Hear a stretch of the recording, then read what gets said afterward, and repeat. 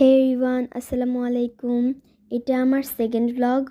এটা মূলত travel blog. আমরা চায়না যাচ্ছি। আমার সাথে আছে আমার বাবা, আমার আম্মু এবং আমার আপু।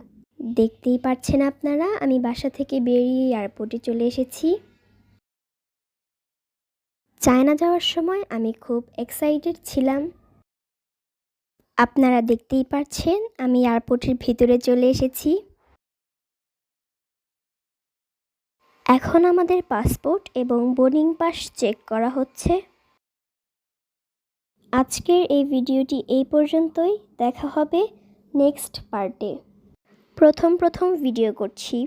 আমার কোনো ভুল ত্রুটি হয়ে থাকলে ক্ষমা সুন্দর দৃষ্টিতে দেখবেন। তো আমার জন্য সবাই দোয়া করবেন। নেক্সট পার্ট আসা পর্যন্ত সবাই অপেক্ষা করবেন। আল্লাহ হাফেজ।